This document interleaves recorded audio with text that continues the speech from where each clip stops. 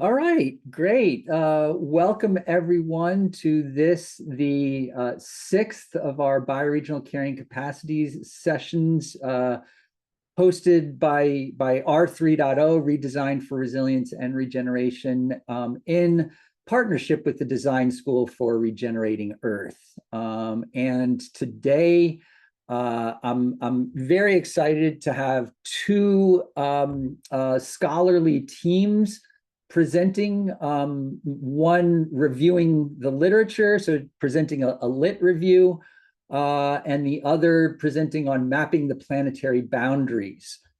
And so I'm really glad to have Emma Mintz and Daniela Senkl, who are also both associated directly with R3.0 as a research intern and research associate from the University of Guelph, and then also Ruth, Beeler, Dylan, Nuckles-Flinn, and Nick Wicklund, associated with the University of Washington, and their project was co-sponsored by R3.0. We served as an advisor on this.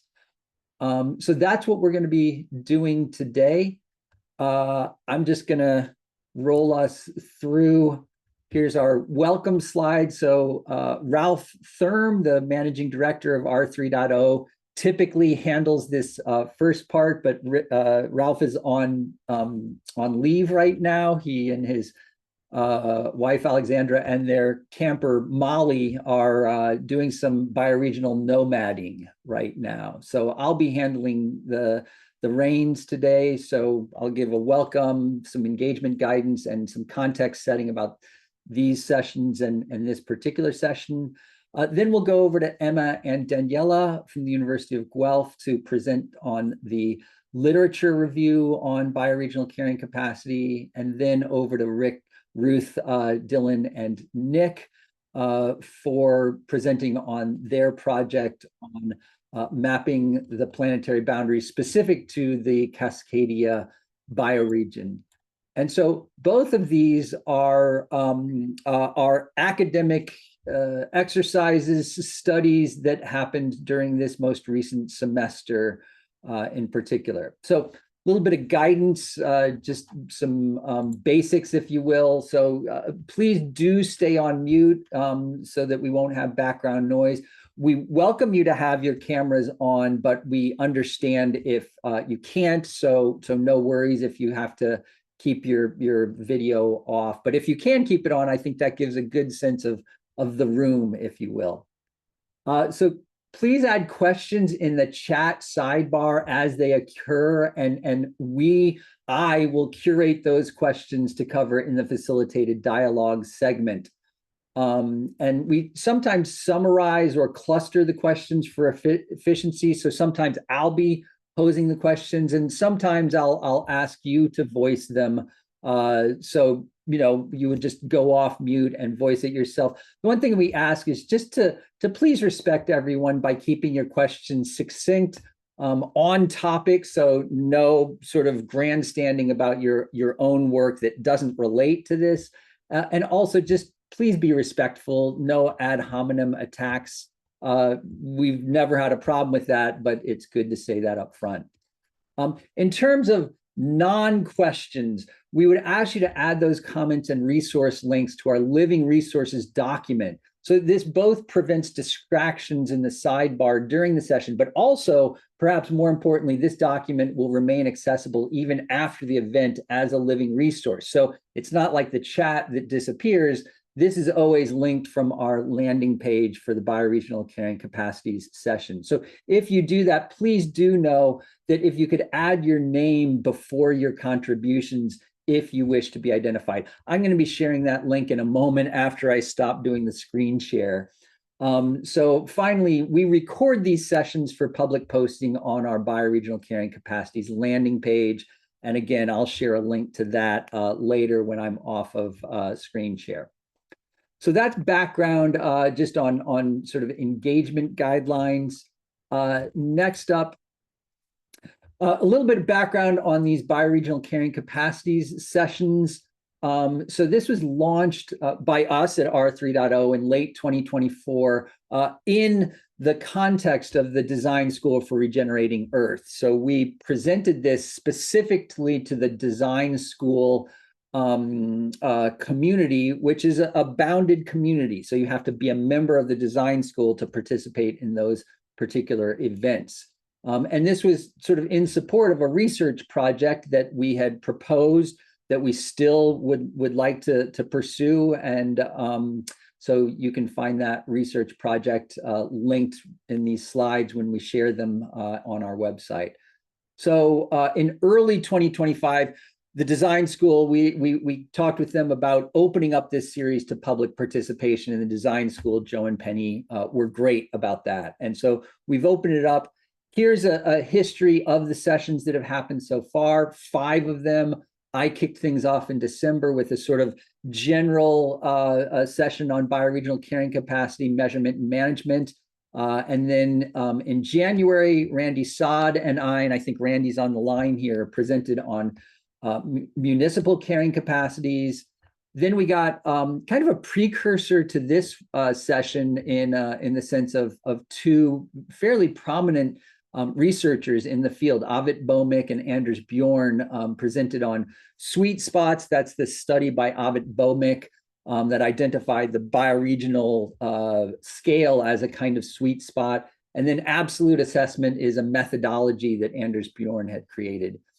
In session 4, we did a little bit of kind of backing up to the basics of context-based sustainability and context-based assessment of bioregional carrying capacities with Mark McElroy. And then finally, our most recent one was the Devon donut. So it was an application of the donut economics model, but very specific to the Bioregional Learning Center's application in Devon in the UK. So that brings us up to the present. And just a little bit of background on this particular session is that both of the teams, we at R3.0, have been in conversation with each of these teams about the research that they're conducting. And so in the first instance, Emma is a student at the University of Guelph, and she is studying under Daniela. And so Emma had an independent study that she was able to do this past semester. And so in looking around at what she wanted to focus it on, she decided to look at, do a literature review for bioregional carrying capacity, which I was so excited about because, you know, that hasn't been done to my knowledge, and it really creates some firm foundations for this. And this picks up on research that Daniela has been doing in conjunction with R3.0 for quite a while. We've been working together for several years, in particular on an in-depth research study on donut cities that have applied the Donut Economics Action Lab methodology, their portrait methodology. And then I was contacted by the Cascadia team. I guess last year at some point, they were looking for advisor support for the project that they were looking to do. And so in conjunction with collaborating with Regenerate Cascadia, we at R3.0 also provided some background support to this project that, again, was a semester-long research project of applying the mapping and storytelling to the planetary boundaries, which is one form, the ecological form of carrying capacities, specific to the Cascadia bioregion. So that's, you know, sort of, I think, the minimum amount of sufficient necessary background information for this particular session. So we're going to kick things off going over to Emma and Daniela, who will present the literature review that Emma conducted in terms of her research on bioregional carrying capacities for a project at the University of Guelph. And so I will stop my sharing and hand it over to Emma and Daniela. Over to you both.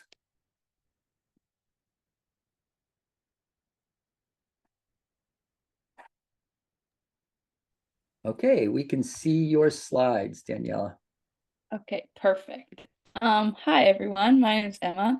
I am taking environmental governance at the University of Guelph, and I'll kind of just give you an overview of what we're touching on. I think maybe you have to click the slides. Okay. Can you just go back one?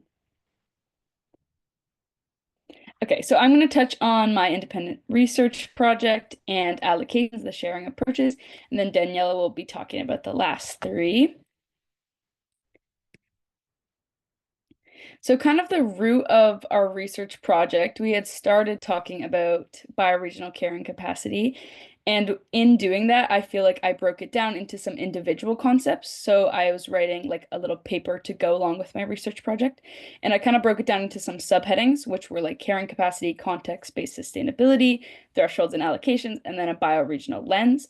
And I feel like when I was going to break these concepts down, I kind of took a step away from bioregions and I was just looking at it kind of as a whole and in general, and looking at like why people would, excuse me, do like municipalities, for example. And I feel like in taking that step away from it, I kind of came back to the question of why looking at bioregions was meaningful to sustainability. And I'm going to touch on downscaling and some associated issues as well as allocation methods today. Yeah, so downscaling is incredibly hard to do, I feel like, at such a complex level, and there's already a lot of barriers to that. So, for example, an approach would be like the donut economic model, and that's able to be comprehended at more of a global scale, but translating those ceilings to a micro scale has become a challenge. And I found that in a lot of the literature that I was reading. So for example, the Turner and Wells identified three main issues with downscaling, which were expertise, data, and then capacity and resource to downscale global models. And then another one of the papers I was reading, the Williams paper, it did a really good job at summarizing the literature on the different frameworks, and it kind of discussed the different boundaries for downscaling. And then as well as scale linking, but I think Danielle is going to touch on that a little bit later. Yeah. So, one of the papers that I found to be really helpful looked at 11 sharing approaches, and these are all 11 here. I'm kind of just going to touch on each one of them briefly for you guys. But the citation is up there, so you guys could look at this paper. So the first one is legacy. It's based on historical or current environmental impact. Responsibility, it allocates shares based on cumulative emissions, environmental focus. Sovereignty is based on current stocks and flows of natural resource within territorial boundaries. Economic contribution reflects the current economic output. Social contribution is based on contributions to society.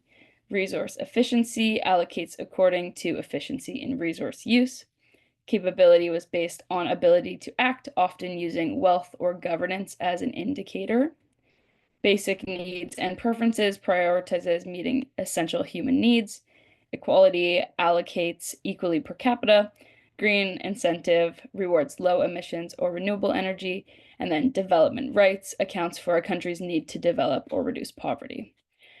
So the paper kind of discussed that three and I think maybe four are like the most used in the studies, and so those ones were like GDP, which was the economic contribution, legacy, which is based on like historical, and then equality, which is per capita. Yeah, so this graph does a really good job at showing which ones are like lacking in research, and then you can see that the four clearly have way more than the other ones. Yeah, and so all of the 11 were based on a literature review that these like authors conducted, taking this graph into account. So the article mentioned that a lot of these are underrepresented and that sometimes it can just be due to like incompatibility. So for example, if you were doing a study on something totally unrelated and you wanted to use one of these and it just didn't match, that obviously doesn't work out. But I don't think the issue is necessarily with incompatibility. I think it's more so with transparency. So a lot of the studies are saying like why they did choose to do, for example, equality as their top method, but they're not necessarily explaining to us why they didn't choose the other ones. And so when Daniela and I were having a conversation about it, we like came to the conclusion that like once you make those popular ones the norm, then it kind of cuts the other ones out of the conversation, and it doesn't necessarily let them even have a chance to be like seen in the research. And that helps, like, that makes us miss out on a lot of information that could be beneficial, and not realize what the implications are for like not choosing those. So like, does GDP or per capita actually lead us to true sustainability, or is it just that it's an easier one to choose because like everybody's getting an equal portion? And then there's also issues with that because in history, not everything has been equal, so we kind of have to make up for those discrepancies. Yeah. And then I think that was the end of my slides.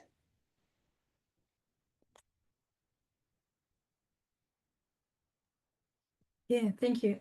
Thank you, Emma. I would, yeah, just like say a brief thank you also from my end for the opportunity to speak here today. This is a very humbling experience, and as many of the people on this call will have a longer history and in-depth experience on bioregioning. And so for us, this is very much a learning journey. And even though we started with these big ambitions of doing like this literature review, as Emma said, we then had to say, okay, let's break down these concepts and just figure out for ourselves at first. So I'm really happy to hear Emma also agreed to continue the work on the independent study to now dive more into the actual research in the fall as well. And so maybe briefly to give you an idea of where I'm coming from, Emma has mentioned she has like an environmental governance background. My educational background is in business administration, and I had a major in banking and finance, from which then I moved into the space of accounting, where I currently hold a position in as an assistant professor at the University of Guelph. And my interest there is in social and environmental accounting from a like social constructivist and critical point of view. And it was through the work of Bill and R3.0 that I started to learn more and got more curiosity about bioregioning, which isn't immediately like a business focus.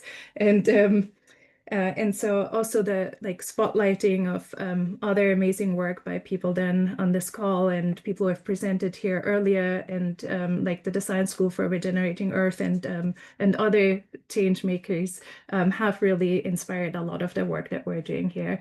And like learning now. And so I also want to thank Emma for her bravery and curiosity of exploring that topic with me in her independent study work, and for continuing to do that work. So thank you for that.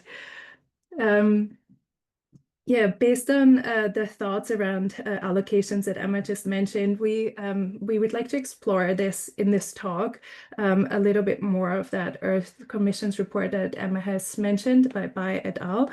And this particular aspect that Bill had also mentioned earlier, I think it was in the first carrying capacity session, where the report states a bit more of a critical view about bioregioning, and says that while bioregional approach is generally supported, there are limitations to the approach, in particular if it is conducted in isolation. And so I think that's an important point that I think for this group is already bioregional, like contradictory to the bioregional thinking, but that's kind of up to discussion. So it's not meant to be seen in isolation. But the report here highlights that the aspect says bioregional approach alone is insufficient and needs to be complemented by a global citizens perspective, sharing the global total budget for anthropogenic consumption across the world population equally, and using it as a reference point for benchmarking or further adjustments based on the context or capacity. The report worries, or especially the section worries, that a bioregional approach favors those who are located in areas with rich natural endowment, and say that a bioregional approach is inappropriate when it comes to sharing responsibilities. That's the other highlight. So for example, in regions that are rich in biodiversity, they are often concentrated in the global south and often include territories that are owned or managed by indigenous communities, which would then put the burden on them when the benefits are actually shared globally. And so they just want to caution us to only take an like isolated, like sustainability island view, and that there's an important thing to be learned about different scales. And so I think that's an interesting point that I believe applies to other reporting entities as well, not just to bioregioning. So I'd say this is worth exploring at any scale and for any sustainability indicators. So referring that back to bioregions, then we can, think about how that would inform our sustainability considerations. Can a bioregion or a city claim to be sustainable if it meets the local targets, while depending on unsustainable business practices elsewhere? And then in particular, the work of like thresholds and allocations that Emma has here shared would help us to understand like when is enough or for whom. And so to demonstrate that example, I pick on a study that was published by Ruth and Wicklund in 2008. These are the two authors of the ecological footprint that were also mentioned here earlier, like from 1996. Their work. And in this particular study, they look at they apply that ecological footprint idea of like that's the amount of land that's needed to support a certain population to Vancouver City, and it sums up to show that there's an overshoot factor of more than 170 times of the area that Vancouver City actually holds. And then when they extend, like, and that tells us a lot in itself about the sustainability of a city. But then if we extend the view to the Lower Fraser Basin, which Vancouver City is embedded in, we see that the number falls because there are less people populating that surrounding regions. And that land surrounding Vancouver City is in part supporting the life of the city. So it also shows that this area still is not able to sustain itself. So this is highly relevant and makes this regional approach reasonable, right? It makes it very valuable to see that even in that region, this is not sustainable. And so then the bioregional extension, which is different to like just a geographical region, but that was discussed earlier in previous sessions as well. So in the bioregional extension is then even more so valuable because it also includes like natural flows and takes into consideration the question, what is even a meaningful life supporting entity or should be? And so now from that, we can ask if that Lower Fraser Basin does not require, if that still requires more land than it has to support the population that lives in there, where does that come from? Like it, brings out that what Rees later in 2017 calls imported carrying capacity. And it then also brings out this idea of exported environmental degradation of taking something elsewhere. But it also allows us to question the interrelationship between the city and that region, and also ask us if that surrounding area is supporting the city, then who is living on these surrounding lands, or who is stewarding those lands, and is it even fair to equally distribute per head, like per capita, as Emma's mentioned earlier in that equality approach. So that then brings out further questions for us from like sustainability performance measurement or accounting perspective of how these then can or should be measured. And even though there are like limitations to the ecological footprint or the per capita allocation of land per person, it also makes us realize the importance of the context-based approach that also needs at the same time to be globally aware. And so to avoid that criticism of before of that bioregional islands of sustainability, it's important then to set indicators that are nested in their accountability. And so for that, you know, probably that graph that's published also by Daniel Christian and he references Capra and Jacobs in 2017, and I forgot to put in the reference here for this graph. I'll share that afterwards. So if we then think of these different scales that we need to share information for in the indicators, we could then like ask ourselves, where is that reflected in the sustainability quotient? Like we want to in somehow have information that is matching the scale. So the actual impacts, the numerator and the denominator need to be the same scale. So the city needs to refer to a city level, but then we also talk about scale linking. So we also want them to refer to the region and to the global link. So where does that come in? And in some ways it comes into that normative impacts, and it requires us to carefully think about how do we then create these normative carrying capacities and on what level. And so here, to me, it's important to say that this is not a simple calculation or a simple like calculative practice. And it's also not that there is one reference point that is the correct one, but the importance here lies in the stories between, or the conversations between different indicators. So there need to be indicators that refer to an allocation that comes from a reference point of the city, from a reference point of the bioregion, and from global indicators as well. So what we're really talking about with what Emma had said earlier, and this is the denominator, like how do we construct that denominator? And I think here a lot of the literature, especially in the business, focuses on organizations, but then municipalities focus on their space, the bioregion potentially on their space, so these can create these individual islands. So here it's important that we create indicators that speak to each other and that allow us to have conversations about the interconnectivity and reciprocity, for instance, between cities and the embedded bioregions. So these indicators only mean something when they're tied to a normative threshold, and that this normative threshold needs to be carefully constructed. On that notion, I would like to reference one of the accounting studies that points out that the boundaries, or the sustainability, of discussed as a boundary object. Where do we draw the lines? And there's also good literature that's from the 80s that speaks about that too. Where do we, like corporate literature, for instance, very much talks about the boundaries of the corporation, which is what should be reported on. But the bioregional thinking or bioregional capacity makes us realize that this is like on so many levels insufficient, and how we need to take a broader perspective.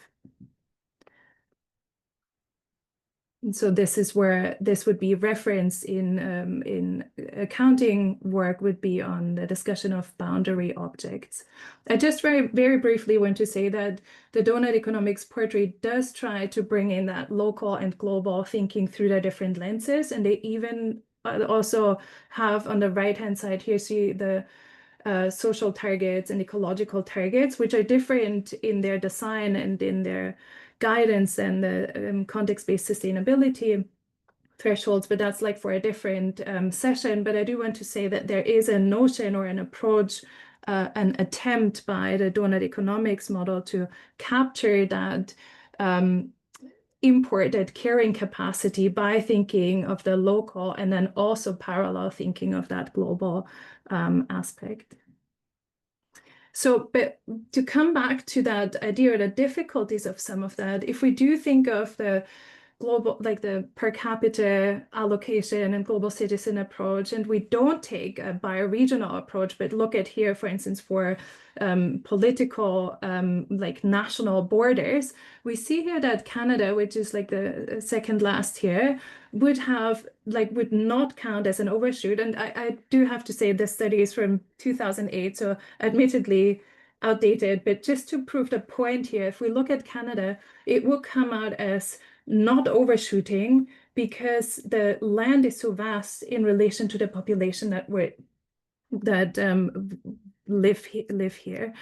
But then for everyone living here, and I assume for many others, there's immediately a discomfort here to say, oh, Canada is like all sustainable, right? Like we know that this is not the case. So then again, it brings us to that question of maybe there is something too narrow in that equal per capita allocation that's applied in here to give everyone an equal share of land and then assume that this solves that problem. So it's just to say, like, to make the point that just by political widening of the area that you can then absorb to reduce your sustainability indicator and make them seem more sustainable because you have kind of incorporated a wider region is not the approach to go. And here a bioregional approach would provide another lens to see that Canada in fact has also a lot to tackle in terms of sustainability and the cities and the urbanization. Here's another study that I saw now Bill had put up in the beginning slide as well. It's a very recent slide from 2024, and it also uses a per capita approach, but then breaks it down into deciles, so the 10 groups of population that consume from the highest to the lowest. And here that red line around it in the middle shows the per capita like boundaries. So that would be if you allocate each of these boundaries on an equal basis, then everyone should have like the fair contribution in their consumption to, say, biosphere integrity, climate change, and so on. But we see that it's so highly over proportionately consumed by wealthier people. So those who consume a lot take a way higher share. And this does not take into consideration also the time that they have overconsumed already in the past, or this is across countries, but it does not take into consideration any historical marginalization also of people who have not contributed the same amount, or it doesn't take responsibility-based approach, which would make that even stronger, right? Even higher as an overshoot. So this, again, to Emma's point, per capita is insightful, but it still would make those who consume a lot still get away with a smaller responsibility than they actually have in the transition. Knowing that I'm running out of time, I just want to highlight a few studies that are relevant in accounting to show how this bioregional or like broader planetary thinking is translated into some of those articles and some of that work. There's a recent study published in the British Accounting Review that looks at the science-based target initiatives and they take an institutional analysis development framework approach, which allows them then to look at the global carbon budget as a common pool of resources with low excludability and high rivalry. So they base their work on Ostrom. They also reference a Buy et al. Study to say that the allocations here are not simple. They're taking they argue that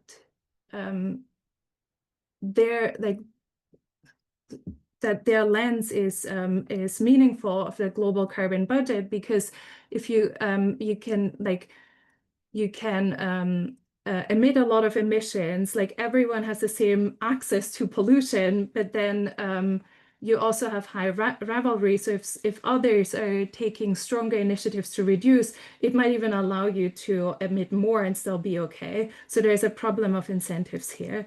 And so what they find is that the SBTI leaves a lot of discrepancies for organizations to use accounting in a way that potentially would leave them less radical and more performative, because they can use accounting or set targets in a way that make them look less of a problem, I'd say. So they're using it, they're looking at that accounting here doesn't just play an objective role in measuring something, but also in defining what counts as net zero or what it takes to achieve the low carbon. So there's a social construction aspect of accounting as well. And then Babington, Larinaga, and Michelon, they say, okay, if we take corporate governance seriously in that planetary boundary thinking, we should have a different approach to corporate governance that takes a more of a biosphere stewardship approach. And they question then the adequacy of models that refer to manager and owner relationships without taking into consideration like multiple other levels of impact. They also point that a lot of accounting literature is focused and industry is focused on stability as a core principle.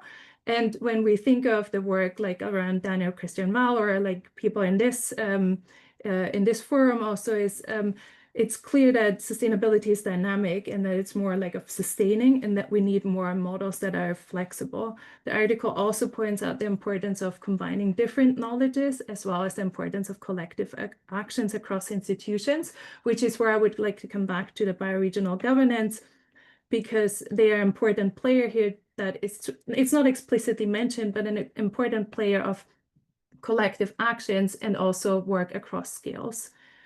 So that's where this would refer back to. Now, on an organizational perspective, I just want to highlight that there's literature that says innovation happens at the friction between scales, and that companies, even if they might be filled with committed individuals, also face a lot of institutional pressures. And so that they have to then often remain the status quo because of that. So that leads me to kind of our last point, which is to say that sustainability reports and sustainability indicators are often narrated and edited to remain the status quo. So we can't necessarily expect too much radical change coming from this sector, even though the business sector is often portrayed as innovative. But the integration of that sector and simultaneous shift in the mindsets of leaders, as it was mentioned earlier in the biosphere stewardship literature, is essential. So again, aligned with the panarchy scale of scale linking of Daniel Christian Ball, like the change has to happen on multiple levels. So it's not an either or, and the bioregion has the capacity to bring these together, but also to see their accounts not just, or these accounts not just as collaborative across scales, but also as independent counter accounts, which is a term in accounting literature where you have a way of referencing or criticizing or bringing to the fore where these current existing accounts are not sufficient. So bioregional accounts would have the opportunity to say, here's where city accounts or donut economics are not sufficient, or here are ways in which individual accounts don't work. And then this is just as a, as a thinking point then to make visible the scale link to help us identify institutions that facilitate or abstract scale linking. And and as a thinking point, maybe I wonder if it might be helpful to in like the reporting to say, oh, here, for instance, this is a link, local bioregional, like the percentage of food consumed in a municipality that is locally grown within bioregions, but then also parallel, say, global local, like embedded land use and emissions in food imported into municipalities to show that imported carrying capacity, so that the report of indicators would have to be able to tell a story around where these links would fit or not. But that's just as a discussion point. And now on that notion of data, we'll hear more from our second discussion. Thank you. All right. Thank you, Daniela. Let's all thank you, Daniela, most recently, and thank you, Daniela and Emma. Let's pause for a moment and really just take that in, because that was a lot of information, and I've been studying this for a long time, and I learned new information, lots of new information from this presentation.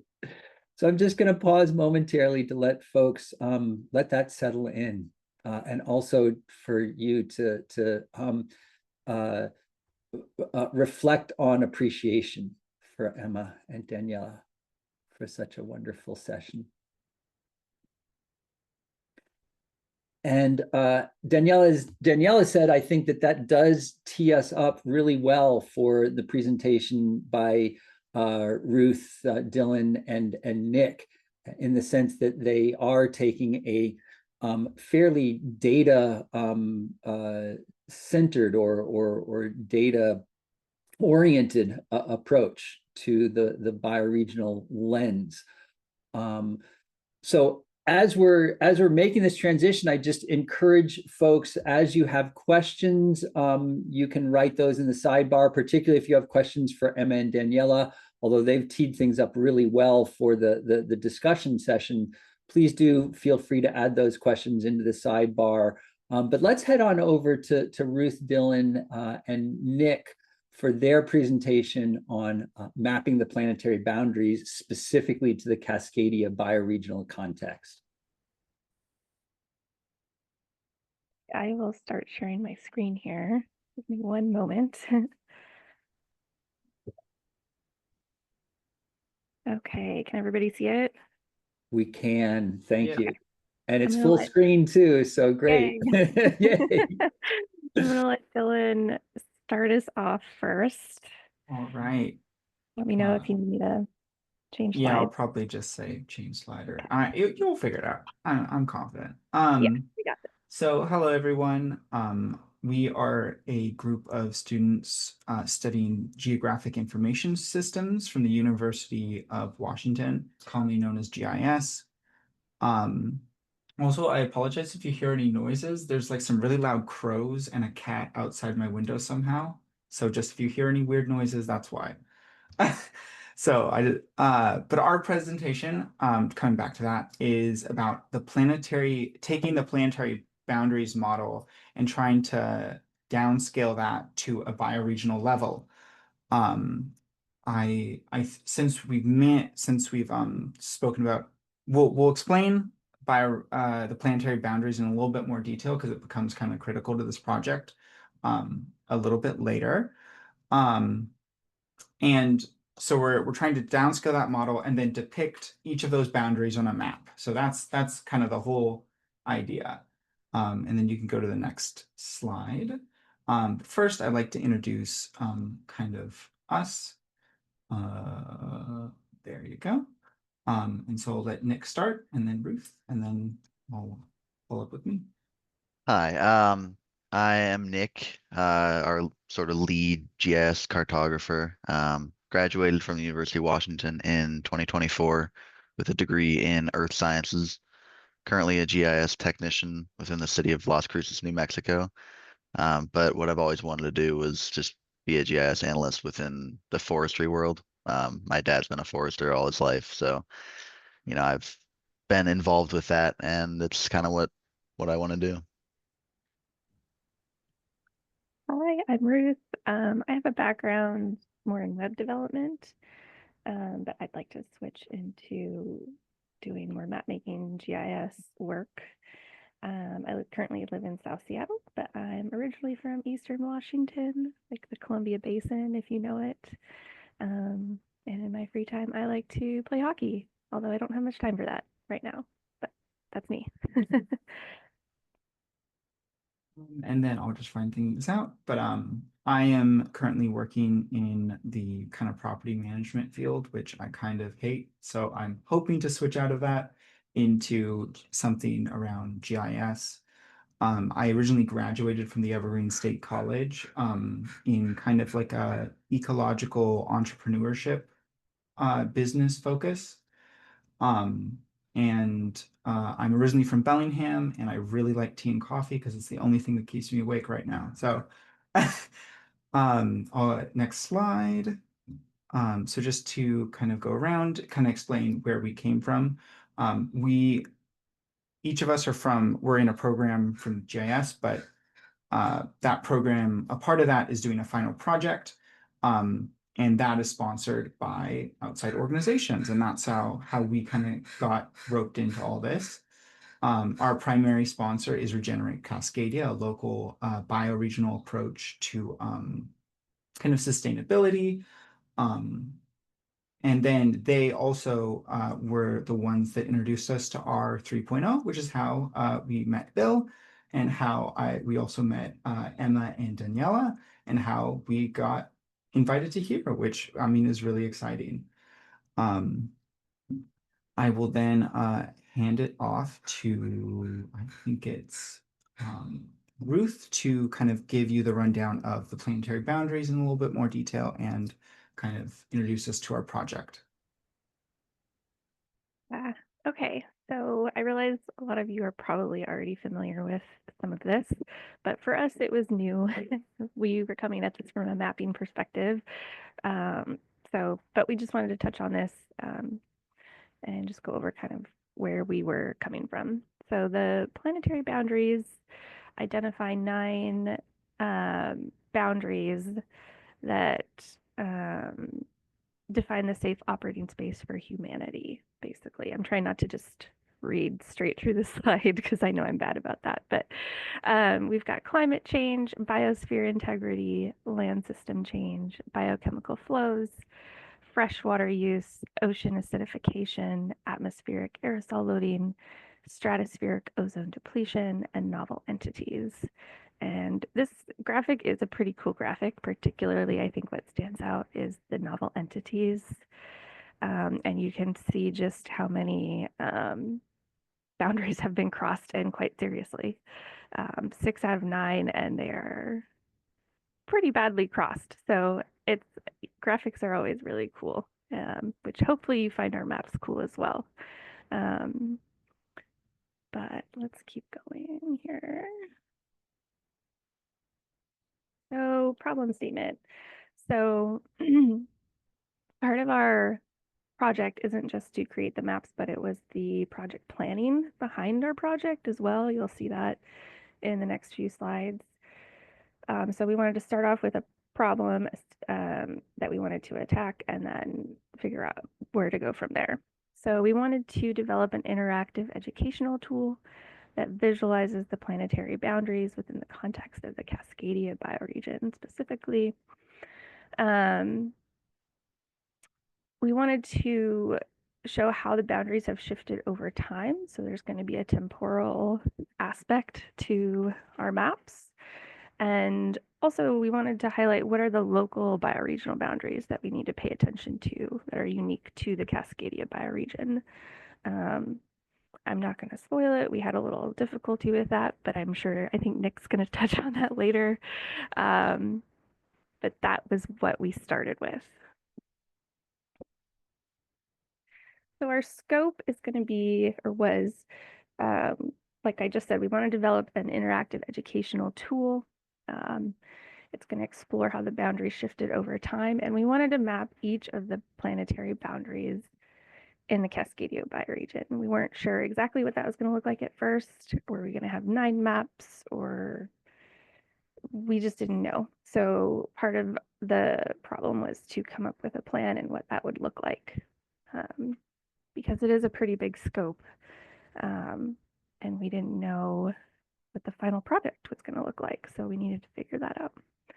And again, I won't spoil it. You'll see that in just a minute. Goals and objectives. So we needed to create a working database. We needed to collect data that we could map. We needed to gather data for each boundary. And we also needed to clip that data to the Cascadia bioregion specifically. We wanted to present the different map layers in our web map for not just school, but possibly conferences as well. to show what we've done, and we wanted to document our processes so they could be replicated in other bioregions or for future GIS teams, and document challenges that we faced, just so people in the future who are taking on a similar project would have sort of like a blueprint to go off of. Risks. So again, part of our project wasn't just the creation of maps, but it was the project planning, as you'll see. So we were asked to come up with a list of possible risks before our project began. We were thinking possibly scope creep. This is what we started with. We knew it would probably become much larger than we would have time for, and we had to figure out some way to come up with a good product that was within our capabilities and really dive into the material. Communication, this was difficult because I know the three of us had various schedules. And at the beginning of the quarter, we just weren't sure how communication was going to go between us and our sponsor. And it went pretty well, but we just wanted to identify it as a possible source of problems because we just weren't sure. And we wanted to be able to stay on top of that. I know I have a terrible schedule and I live with children, so it's a problem. Data collection, again, I'm going to let Nick get into this a little bit. At the time we wrote this, we were hoping to have our data finalized pretty soon. We had just started, but we really were struggling with data for both Canada and the United States because there's not a lot of data for the bioregion. Specifically, it's split into political boundaries. But I'm going to let Nick talk about that some more. And I'm going to pass it over to Nick. Yeah, so this project was definitely one of the more challenging projects I've personally ever done, just through the fact that actually acquiring this data, it was just a bigger ask than I guess we had originally thought. You think there are, only 9 boundaries, so maybe 9 sets of data, but every country collects data differently. They have different, measurement systems, different units, all sorts of stuff. And, um, a lot of it's, locked behind like a paywall and all that. So just really the biggest challenge was finding data that could, for lack of a better term, talk with each other. Um, and we had, less of a time frame than I personally would have wanted for a project like this. And we'll talk about it later, but that's sort of scope creep at that point. But yeah, just clipping the data and finding data that actually worked was definitely the most challenging aspect. It was sort of a whole project on its own, just gathering the data and finding what could work for us. Some other challenges we had was just actually, some of the data was in more of a raw format, and we had to do our own, conversions and per capita calculations, which obviously no big deal, but it definitely made for a bit of a challenge, especially finding time to work with each other and work through all of that. It wasn't like here's a pretty little package and you can just go ahead and use it. And then of course, scheduling conflicts are always a thing, especially with, volunteer projects. It's hard to find time, and that was definitely one of our biggest challenges.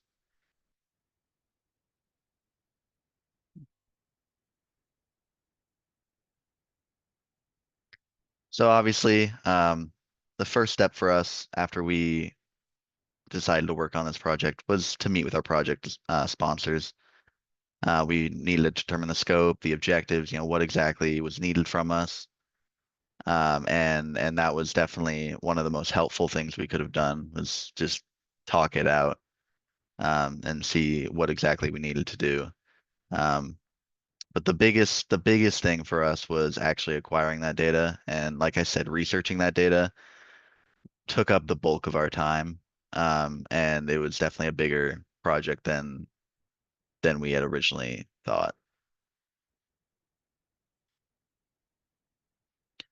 So since we were using GIS, we use Esri's product, ArcGIS Pro, to create a geodatabase and actually, have somewhere to house the data so we could all use it. And we then had to sort through the data, and there were over 8 GB of data, which is actually quite a lot more than we had initially thought there would be. But clipping it down to the Cascadia bioregion did shave off a lot of data and allowed us to sort of share it with each other easily and work on it together. And I think the biggest takeaway from this project and what we really wanted to do was we wanted to form stories using our maps and our data. We wanted to actually show changes over time um, within the bioregion. Just, because we've all seen, the global planetary boundary, graphs and whatnot.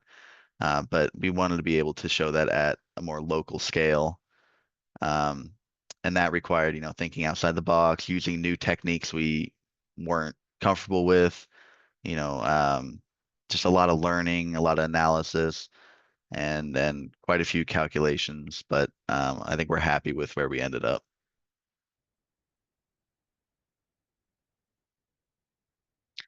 So for our project, we decided to go with ArcGIS story maps um, because we weren't really sure what we wanted to do at first. We thought maybe we would just create some static maps, but that didn't really tell the story we wanted to. So we decided to have an interactive map that would allow us to show uh, changes over time. You'll see in a few slides. It's pretty cool. But everything's interactive. You can see the data throughout the years, and it does definitely tell a story. Um, and it's the great part about it is anyone can access it. It's not restricted by any means, and it's very easy to use.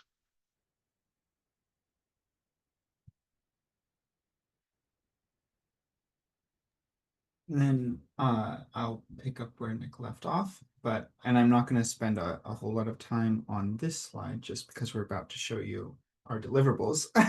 But our main thing that we wanted to produce is this story map that shows kind of each of the boundaries. We then wanted to provide that to our sponsor, along with the clipped kind of as pretty as possible data. And then the final thing, which I think is also very important, is a sort of reflective part of our project that will allow us to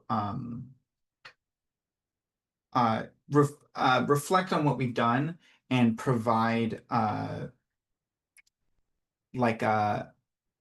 that others, if they're going to approach this on a bioregional level, can learn from us, learn from what we did good and what we could have improved on. So that's kind of the rundown. And then let us go to our story maps because that's the exciting part. Oh, give me one moment. I Yeah, thought you I had might. this open separate in another video. Yeah. And apparently I do not. So I'm so sorry. Give me 1 second. All good. What you see in front of you is is 3 of our I think 8 maps, which will be elaborated soon. Just give us 1 second.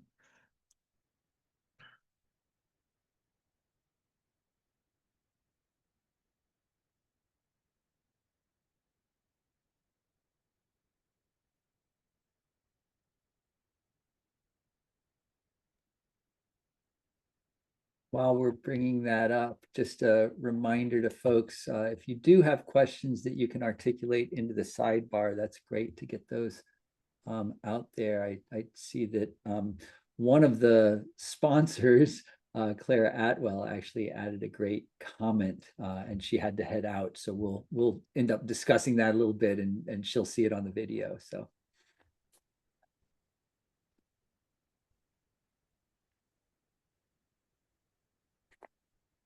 Here we go. We're starting. Here we go. Let's go. So here we go. Here And we then go. I'll have each of us did roughly, I think it was 2 to 3 maps. And I'll just have each of the people kind of explain what we're looking at. Yeah, sorry, I thought I had this pulled up and I didn't. So I'll start us off with climate change. The climate change data we started off with was temperature anomaly and greenhouse gases. The greenhouse gases data really did not show anything. It would have been really cool. I was hoping it would be, but it was clipped to just Washington State, and there wasn't really any story to tell, which was kind of sad. So I stuck with just temperature anomaly. And we went with 2010 to 2020. And again, these aren't temperatures, it's the temperature anomaly, which I confess I don't totally know the science behind. If anybody does know more about anomalies, please feel free to share. But we've got this slider here that kind of shows the difference over those 10 years. So it starts like this. This is the 2010 data with the Cascadia bioregion having a border around it. So you can kind of see it within context of the larger area. And this is what it looks like in 2020, which is kind of cool. Biosphere integrity. I don't know why this is not showing up on my screen.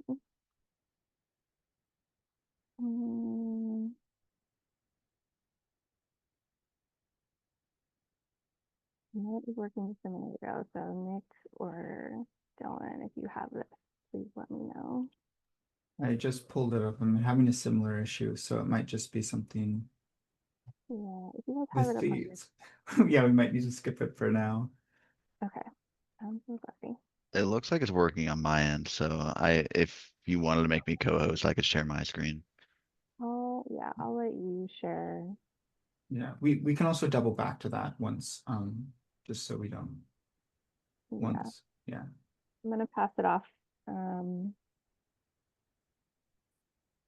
Great. I Bio. made both Dylan and Nick co-hosts. So if one of you Thank you. wants to Sorry, display. Yeah, Ruth, okay, great. There we I'm a go. bad screen presenter. I apologize. No worries. No worries. We're pretty relaxed. Great.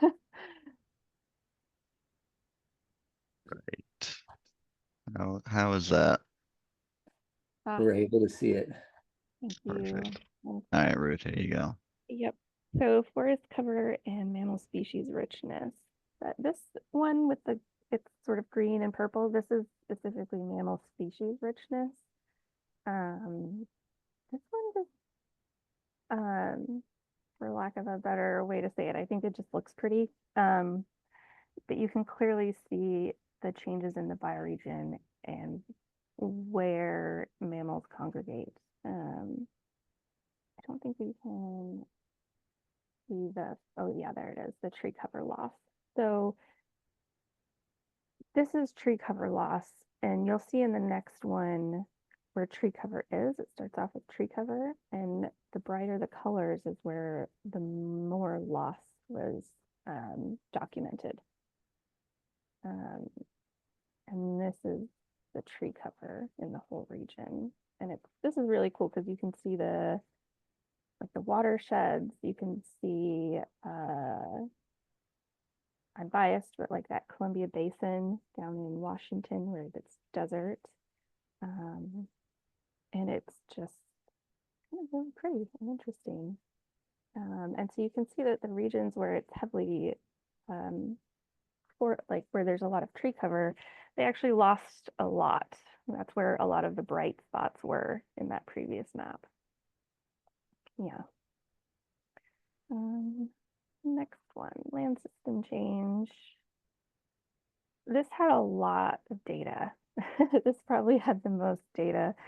So this is going to talk about just the different land change areas. First of all, you can see that they documented a lot of different ones from barren land, cropland, mixed forest, all kinds of things, urban.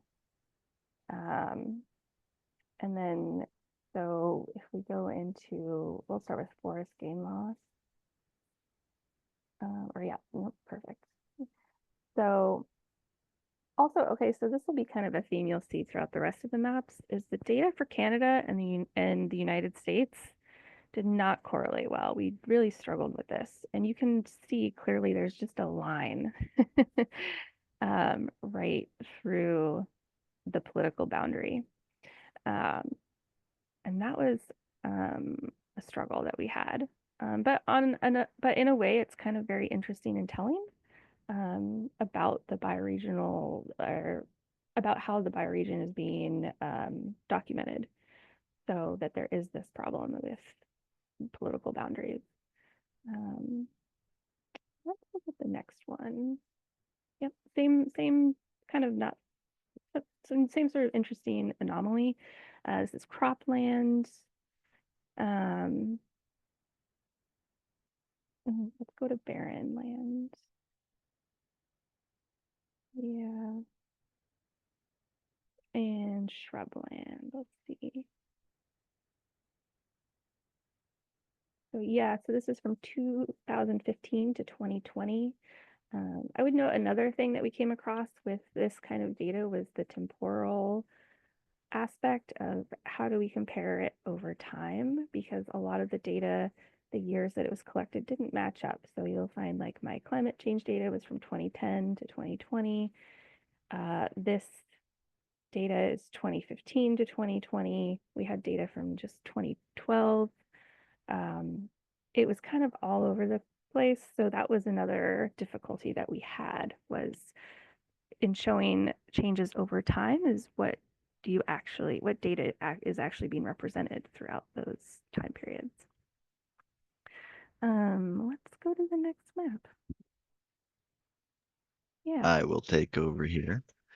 So this was one of the cooler things we were able to do, is this map is time enabled, so you can see the data as it flows through time. This is precipitation in millimeters per month globally.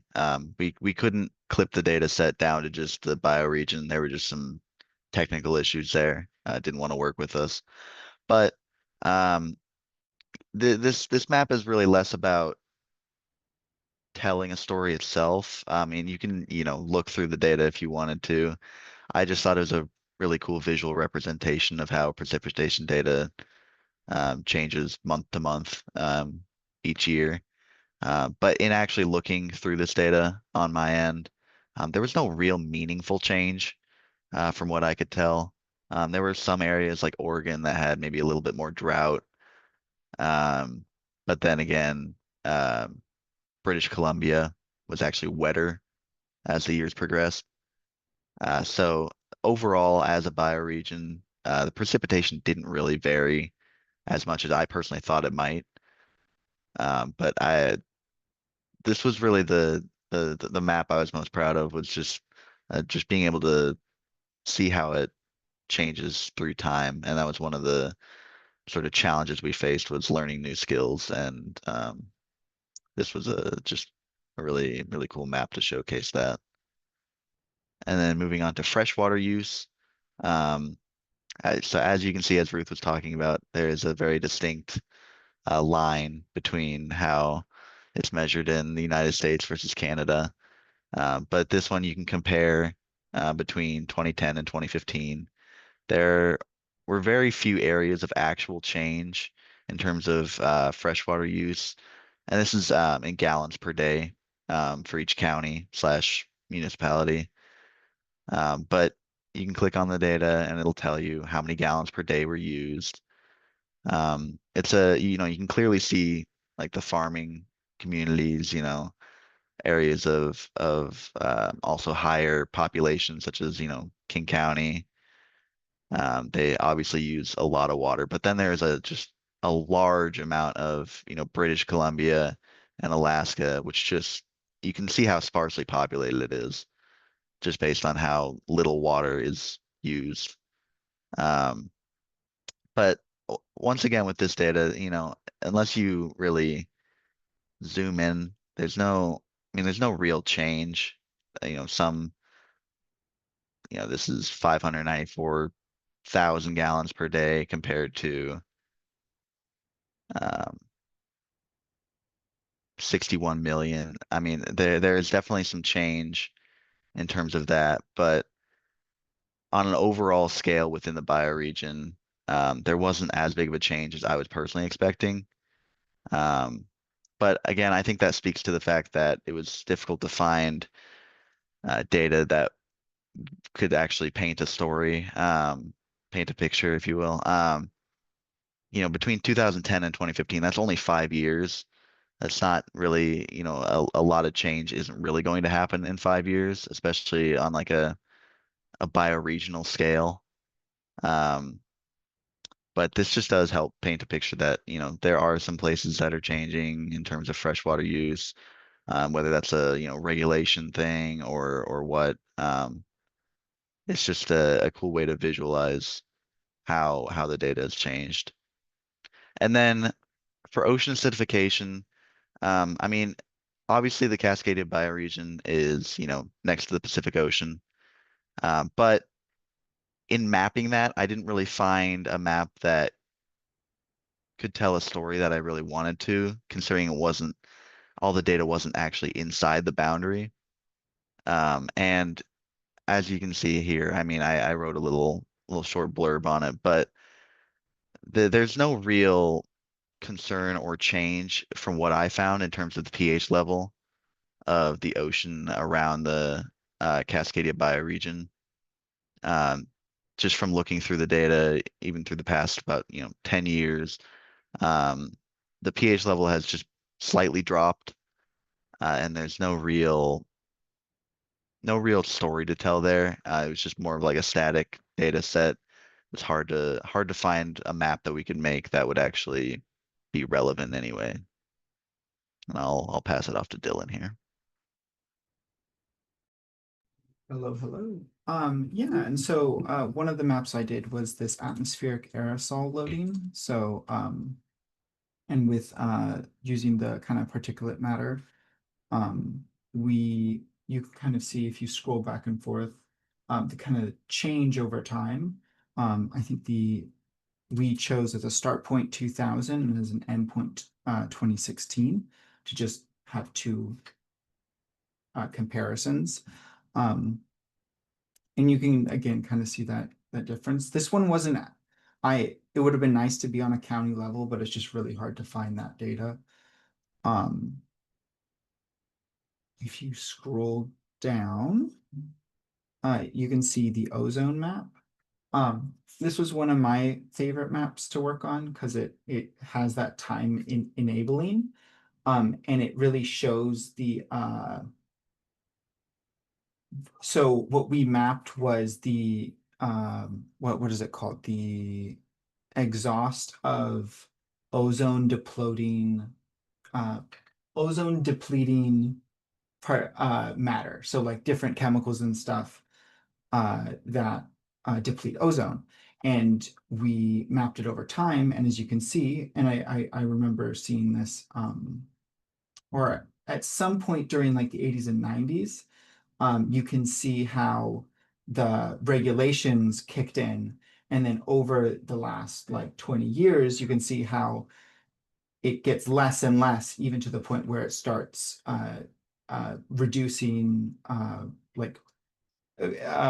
reversing the effects, which I thought was a really fun and kind of one of the more hopeful maps when it comes to like climate. And so as you can see, like we're in the 2025 and we see all these positive green markers. And also I just really like time data. It's really difficult and really annoying to work with, as it turns out, but it is very fun when trying to depict something. And then the last one, the novel entities map, I want to highlight this one specifically because it was the one where I think we have the most kind of, it's the greatest example of the issue we had with data, because we had a problem where we couldn't find a lot of comparable data between both Canada and the US. And then we also, or at least I had trouble trying to figure out a way to depict that on a scale that would show time in a comparable way as well. So not only do I feel like this map shows kind of an issue with comparing, it kind of feels like I'm comparing apples to oranges. And then I'm trying to compare those two to like chocolates and truffles. So this one I feel like could definitely be improved, just because it was just so hard to find data for this. And though there's a cool kind of bonus is that if you scroll to the more modern map, all those the kind of little heat map thing, the kind of those hot spots, that is where we mapped microplastics in the ocean. So I do like that addition, but we couldn't find that in the past, so we just have it for one time period. And then you also see that big difference between how data is tracked in the US versus Canada. And we couldn't even find data for Alaska. And I think is it the Northwest Territories? No, it's what's it called? I'm sorry, I'm blanking on the name. That kind of northern province of Canada. So those are kind of the yes, the Yukon. Thank you. Thank you, Andrew. But yeah, those are our maps. And I think this is a great map to leave off to also then talk about kind of our final summary of everything and our takeaway from this whole project. So either Ruth or Nick, can you bring up the slides? I can just start talking over this while they get that sorted, because the slide is kind of self-explanatory. But kind of our first lesson learned for this whole project is that data is everything, especially when it comes to GIS. And spending a lot of time focusing on data, or allocating more time into researching data, and trying to find data that properly represents a boundary. So like, let's think about like the one that I referenced, because it's a great example of this, but is like novel entities. I'm like, okay, let's take novel entities as the concept, and then what data do we want to represent that boundary over time, right? And I think that could have been done. I think we could have taken longer and done a lot more research into each of the boundaries. That kind of leads me into my next thing that we realized is that, well, initially we thought, oh, 9 boundaries, easy. We can probably do that. As we started getting into it, and in retrospect, I think we should have focused maybe on 1 to 3 boundaries max, because as you start tangling with researching data, realizing that we're now working across national boundaries, and there's not a lot of data that works across national boundaries, especially in some of these more niche things like novel entities. Kind of circling back, taking time to research what literature is out there. So it was great that Daniela and Emma went before us, because I really like a lot of what they were saying, and in reviewing this literature, having some sort of project before, like a pre-project, so that we can get clean, nice data. Because really, when it comes to GIS, that's really what matters, is having a clean GIS, or having a clean set of data, because I mean, if we had all the right data, we could easily just, well, maybe not easily, but like it would be a lot smoother of a process. The analysis for the temporal stuff, there's a lot of extra data analysis we could have done that we just didn't have time for. And I think having a better idea of how to work with temporal data would have been better. Especially for that ozone map, there was a ton of issues that we ran into that were just completely unexpected, that we had to take significant amount of time figuring out what was breaking, because we couldn't figure it out. Thankfully, we got it to work, but it was a little bit of a headache. And then the final thing, again, is that time management thing, kind of, again, in retrospect, reallocating time to probably spend a lot more time in the initial research and data acquisition phase. And then just remember the classic, however long you think things will take, just add like 50% to it. I think that's usually a good a good rule of thumb for a lot of research projects and a lot of projects in general. But yeah, that's kind of our general takeaway. And a thing that I really liked about the previous presentation was that that comment about downscaling global models, I think identifying those three major issues, which was expertise, data, and I think capacity was the third one. I wrote them down, but not very well. And I feel like those were three things that we ran into, which was really cool to see reflected in the previous presentation, just like that. So. Thank you, Dylan. Thank you, Nick. Thank you, Ruth, for such a really rich presentation, including those maps, which are really incredible. I'll get back to that in 1 second, but I do want to just take, again, a moment for people to both reflect and take in what you've done, and also to appreciate the amount of work and the care of the work that you've represented here. So again, thank you very much. On those maps, we got a very sort of, I imagine, easy to answer question, or at least, sort of straightforward one from Andrew Simpson, asking, are they publicly available? Can you shoot the URL into the sidebar if they are, or help us to understand that? So that's the first question, is for you, Ruth, Dylan, and Nick. Yeah, it's currently private right now, but within the next, like, I would say day or so, it'll be made public. Just because we're making just final adjustments before our final presentation within the class, which is tomorrow. But I do expect it to be public within the next week tops.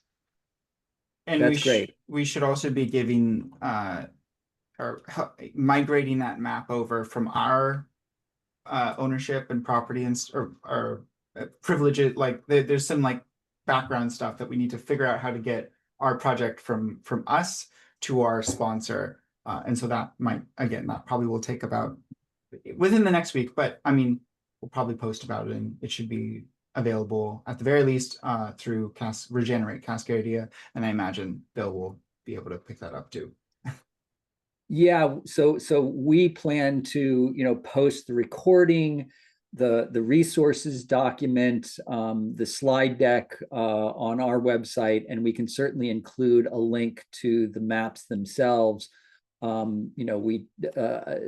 recording will be shifted over, I think, tomorrow. So tomorrow is the earliest that we would get it, but I can just time the posting to make that available. So thank you for that, providing that information. And the fact that Regenerate Cascadia is the sponsor, primary sponsor for this, does I appreciate the fact that it isn't something that you're just isolating to a classroom exercise, but rather that you're sort of shifting the ownership, if you will, over to Regenerate Cascadia, so that it has a sort of a bioregional provenance. So I appreciate that. In terms of questions that have come up in the sidebar, speaking of Regenerate Cascadia, Claire Atwell had a great comment that I'll read in a moment, but we do have a more direct question coming from Daniela, and at the risk of having somebody who's already presented also ask a question, Daniela, over to you to just pose your question. Yeah, first of all, I wanted to say I really enjoyed your presentation and the honesty with which you shared what you went through. Like, it was so insightful, and I also took note how well it relates to the challenges of downscaling what you had experienced. So, like, thank you. The care really came through, and the hard work through in your presentation.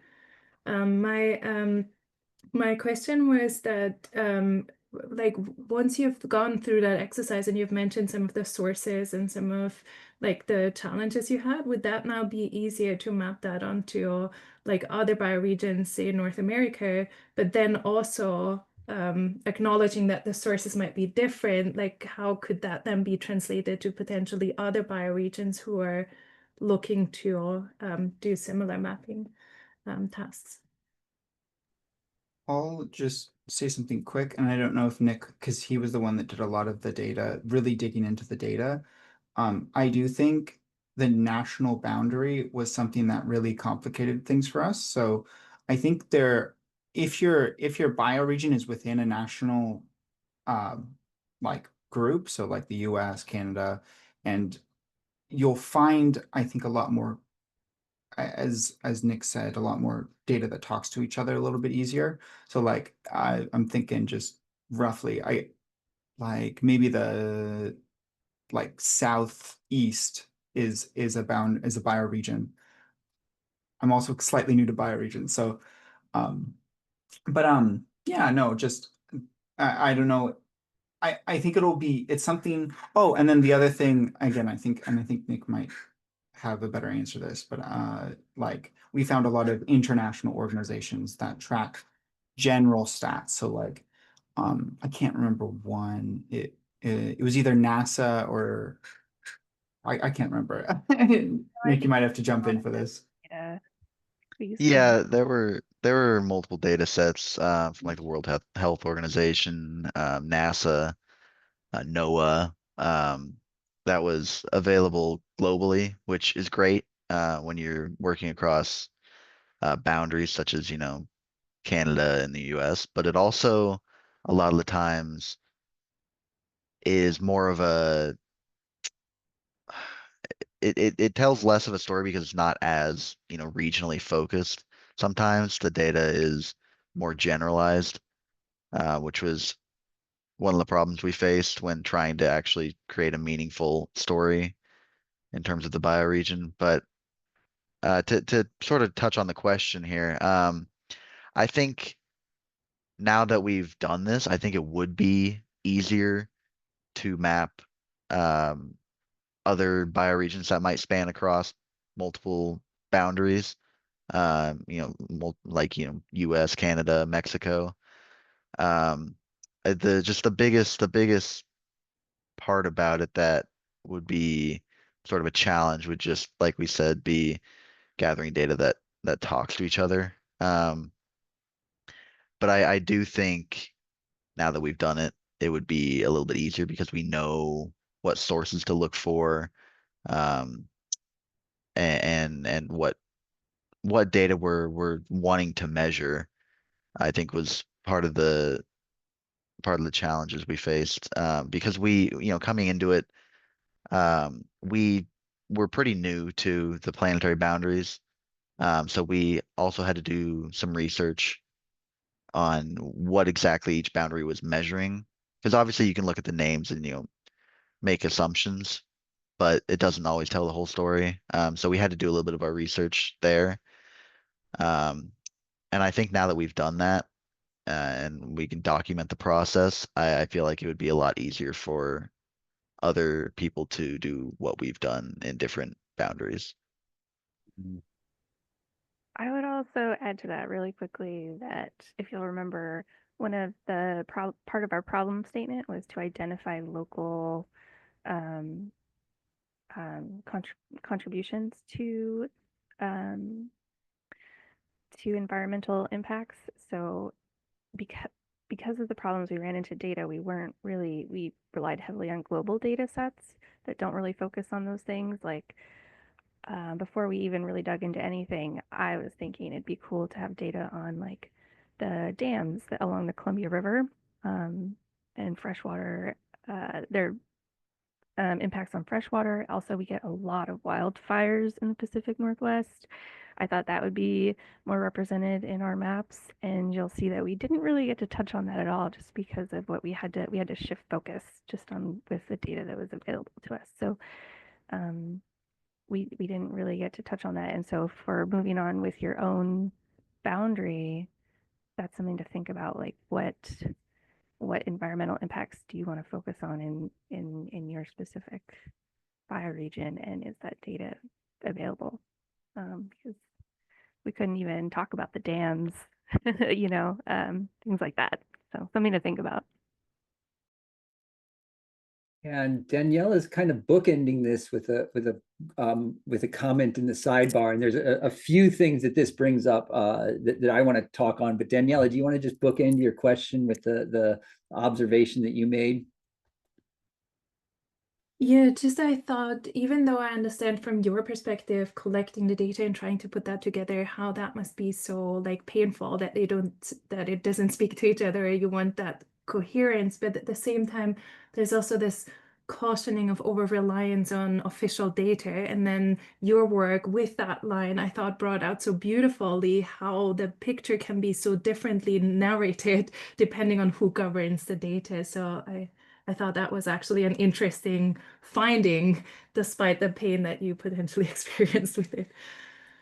Well, and on top of that, I would add that, you know, the same kinds of challenges that happen at international borders can also happen at you know, within a nation. So, you know, county borders, for example, are many of them just as arbitrary and politically motivated compared to an ecological or cultural border. And so I do think that these challenges are going to be faced everywhere. And to that question of data ownership, really, I think points to the question of data sovereignty. And that if we in the bioregioning movement are wanting to you know, use data that is contextualized bioregionally, we may have to be more assertive about ownership of the data that is in our bioregions. And you know, I say this sitting in the United States, where even national data, which one would think that there was sovereignty over that, we've witnessed that that we, the people, don't necessarily have sovereignty over the data that our taxes support when we have megalomaniacal rulers coming into play. The other issue that this line of thinking brings up is just that question of replication of this study elsewhere. And I will just say, I think it's safe to say that there will be significant interest in this in the bioregioning movement going forward. Speaking about both the Planetary Boundaries study that Ruth, Dylan, and Nick did. So the fact that you've documented the challenges is really super important, and you know, being able to do some of that templating and passing off of this, I think, would be really great. We at R3.0 certainly would love to host some sort of support for other bioregions to do this. And then also for Emma and Daniela, I think having a literature review that is publicly available set some of these foundations for other researchers to be able to go back and see you know, what the foundations of this line of study and analysis is, and also sort of rigorous documentation of what the challenges are, like that you mentioned at the forefront. I think that's going to be important going forward. So there's my little. I'll get off my soapbox and hand it back over. Claire Atwell, so she's dropped off the line, but she is, along with Brandon Letzinger, a key steward of Regenerate Cascadia, which was the primary sponsor of the project that Ruth, Dylan, and Nick did. And so she made a comment that I think is worth voicing here into our shared space. Even though she's not here. And then Randy actually had a response comment. So Randy, when I'm done reading this comment from Claire in Claire's voice, if you wouldn't mind just going off mute and giving your perspective as well. So here's Claire. To me, when the data is disconnected from relationship, something gets lost. and the nuance of this shows up in the spaces beyond the metrics. I loved the prompts Daniela offered at the end of her presentation around percent of local food systems that come from within bioregional or ecoregional boundaries. What interests me is, beyond calories and items grown, what are the long-term health implications of eating in-season food and foods that are more traditionally indigenous to a place grown by local farmers? I feel that what I am gesturing towards is not able to be properly represented here in the sidebar chat, but I just wanted to ID what is coming up for me. So I think she's probably right in that last comment. This is obviously a much more sort of profound point that she's making. And then Randy, over to you for your reflections on this. Yeah, thanks so much, Bill. And then thanks to Claire for the really thoughtful reflection. It definitely prompted some sense making inside my own head.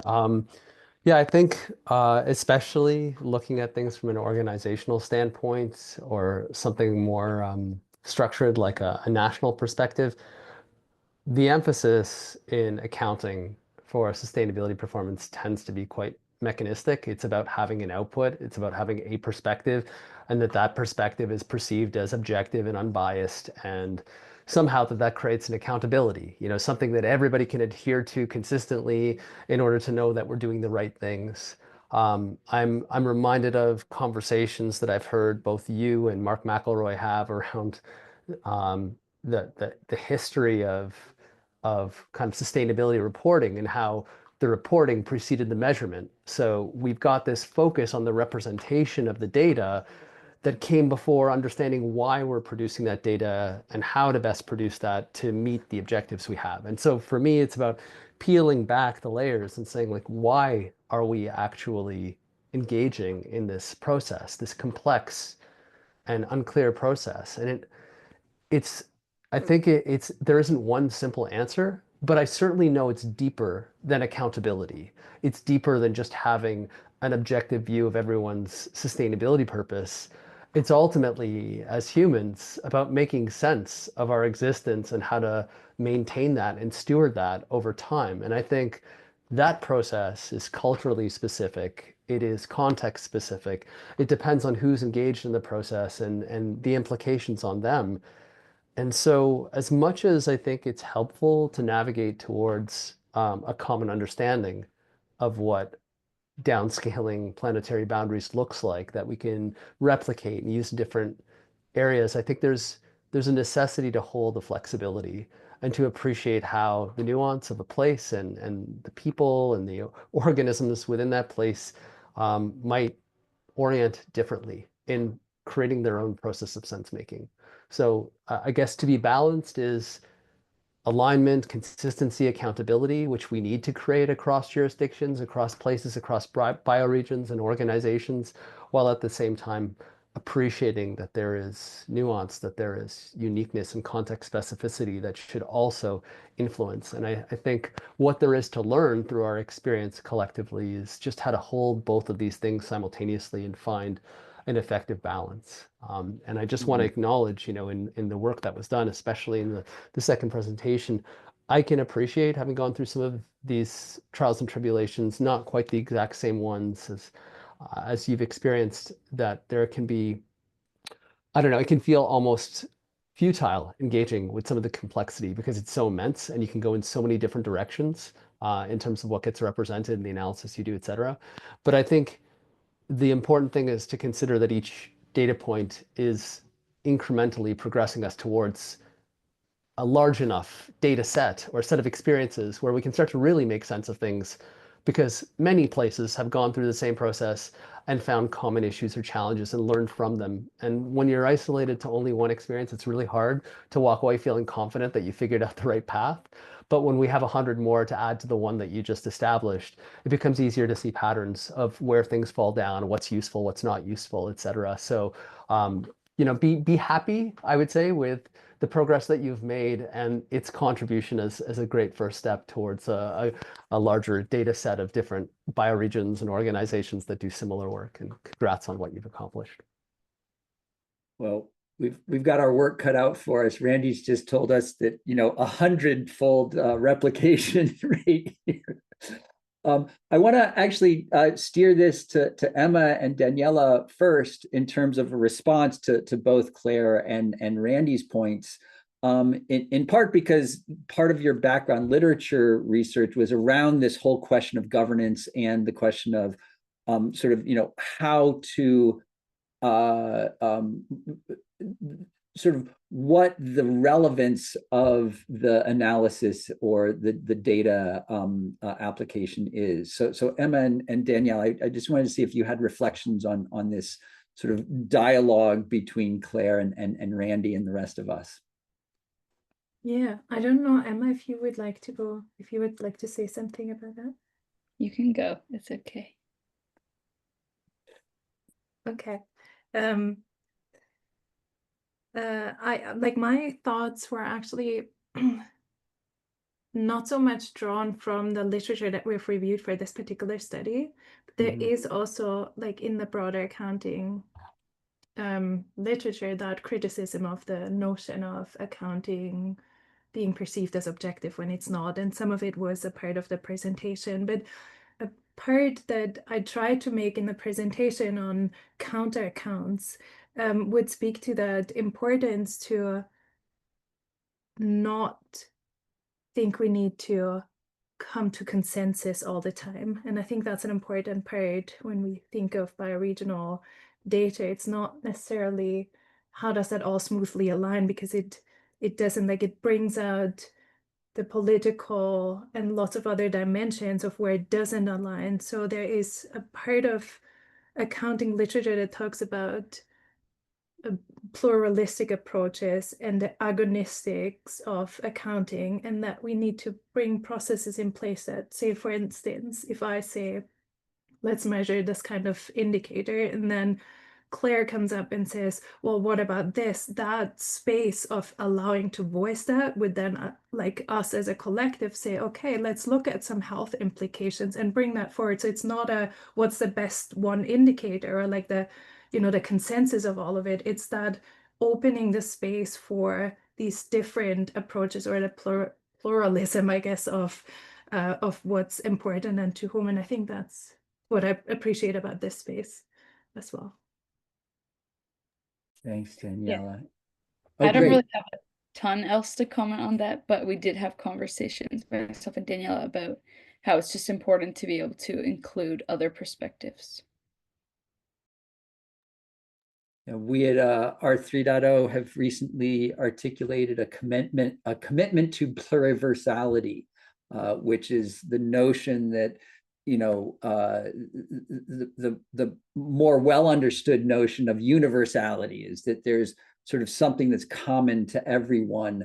And the notion of pluriversality emerged more recently, in particular the work of Arturo Escobar and Ashish Kotari, are leading voices in recognizing that actually there are a huge plurality of different worldviews, and that those worldviews actually inform how we experience reality. And so not, resisting the temptation to universalize into, oh, this is the Uber perspective that we need to use, and instead saying, no, it's actually through the multiplicity of more individualized perspectives that we more clearly see a collective reality. That's as best as I can articulate it right now. But I wanted to also open it up to Dylan. I see you just went off mute. Maybe over to your team for some perspective on Claire and Randy's commentary. I was just going to add something just real quick, kind of just continuing off what has been said, but especially in mapping data, or I mean, in mapping kind of these things, they're especially,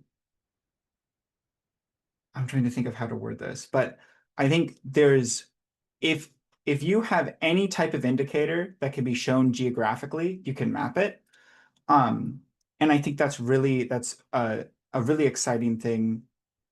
Obviously, I'm biased. I literally want to do this for a living, but like, I think that's a really exciting concept. And then I think kind of, but then also to bring in kind of the other, I guess the general criticism, no matter, there will always, I think, be a loss of nuance once you start indexing multiple things together. So if you're trying to figure out how health impacts, or let's say how much food is being grown inside a boundary, and then you also start trying to figure out like, oh, how do we weigh that in against like how much water is used, right? And so it gets very complicated very quickly once you start doing that, which I think, and usually you have to like weight it. So let's say like you want to say, oh, out of 10, let's say food growing is like 6 and water usage is like 3, right? That's just a very gross simplification of everything, but it does bring into that idea of the kind of, once you start taking multiple factors that aren't generally related, that when you average it out into a geographic form, and I imagine same thing works with like research and stuff in results, you start losing some of that nuance. And it's good to remember, if you do want to show that nuance, I think you should, because I think it's really, I mean, I like maps, so I think it's a good opportunity to even make more local maps depicting different stories, because I really like the idea. I think Claire's whole prompt would be an amazing map to show, to try to compare indicators compared with off-season food plus how much is grown inside versus outside. I think that's an awesome idea. And that would, but that's like a whole project. And I think, I don't know. I don't know if the rest of my team has anything to share. I just wanted to chip that in. Okay, Ruth shaking her head no. Nick, anything to add from you? Nope. Okay, great. Well, I think it does point to, you know, the generation of an idea for what is relevant to map or to study coming from the bioregion itself, or coming from the stakeholders, the inhabitants of that particular bioregion, and in particular, you know, not just the human inhabitants, that giving voice of some sort or another to all sentient life, to other life forms beyond just human beings, is really key. So you know, the relevance of something in one bioregion may not have the same relevance, or even the same indicator you might want, you know, you might use in one bioregion, but it would be used much differently in a different bioregion. So just wanted to reflect on that. And Joan said that salmon population data is important in Cascadia, but in the greater Takaranto bioregion, not so much. That's a great illustration, Joan. We've got a few minutes left. If there are any further questions from the audience here, if folks want to just go off mute and pose a question, let's see if we've got anything out there.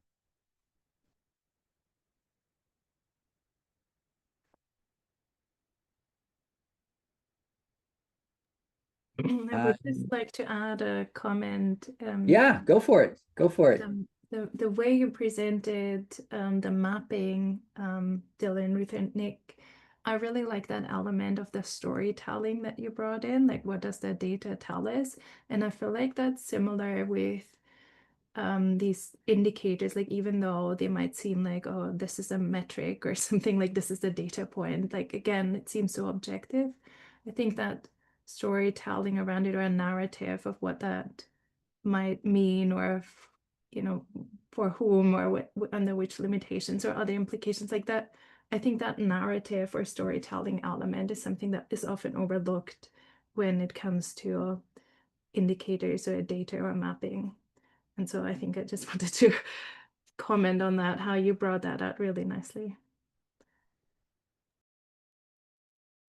Thank you for that, Daniela. And that's actually something that was really resonating for me as well.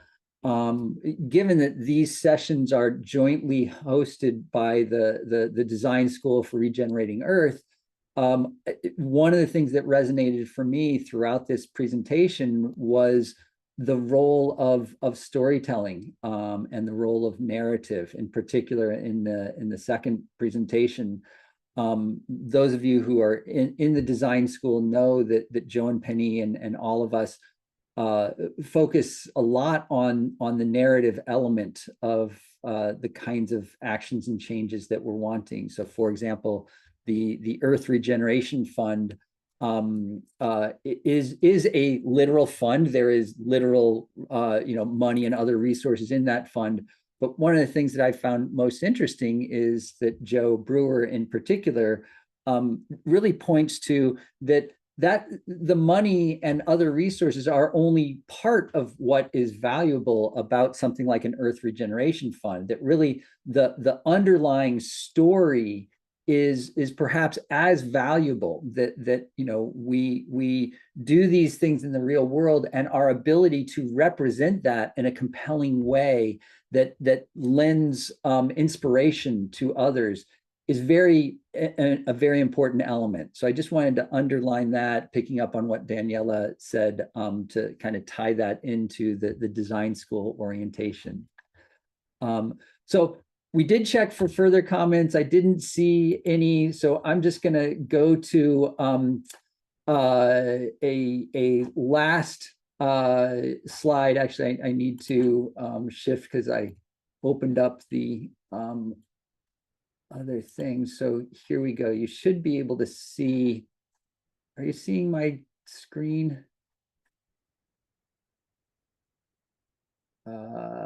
Yep, we can see it. Great. So I just wanted to share with folks some of the resources. So the bioregional carrying capacity sessions page on our website is where we announced this session and where we will have information, the recording, the deck, the maps themselves, that link. We'll have that will be where that will live, and we'll also give a link to the resources document where we captured some of the resources from this session. We actually don't have the next one planned yet, which we try to stay at least 1 month ahead, and I've got ideas, but just haven't nailed it down yet. Same thing with our open dialogue. So these are two sort of cousins, if you will. Both of them are public dialogues. This session is really specific to bioregional carrying capacity. Our open dialogues are, as it suggests, more open, more broadly looking at issues across the spectrum of bioregioning. And that also, we don't have our next one planned, although I know what it's going to be on, and I've done initial outreach to speakers and just haven't nailed that down yet. So keep your eyes open both on our website and social media for where we're heading next. The last thing I'll do is just share about the R3.0 conference and our bioregional confluences.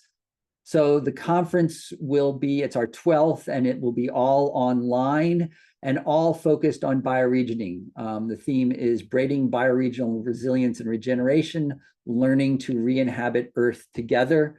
And so that the conference segment is going to happen on September 9th and 10th. The 11th is when we will be doing the Global Confluence Debrief Day. And so we are inviting bioregions to host what are called confluences, which is an in-person gathering to together watch the content from the conference and then discuss that, dialogue about that content internally within your own bioregion for those 2 days. And then on the 11th, and on the 18th, for bioregions who aren't in the sort of the aligned time zones, and so are going to have to watch the recordings. That's our Global Confluence Debrief Day, where we will invite all the confluence, and I think we've got up to 40 expressions of interest from confluences globally, and I think we're now at all 6 continents being represented, and we've been hosting gatherings of these confluence organizers already. So we are keeping the expression of interest form open.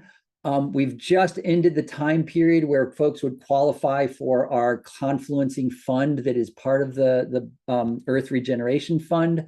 But we still are encouraging folks to organize local confluences, and you'll get access to the conference for free from that.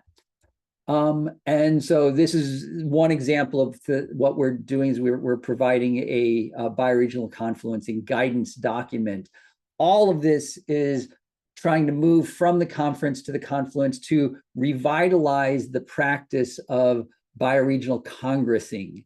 And that's a practice that began in the mid 70s, early 80s, and reached the continental scale in the 80s through the early 2000s in the Turtle Island or North American context.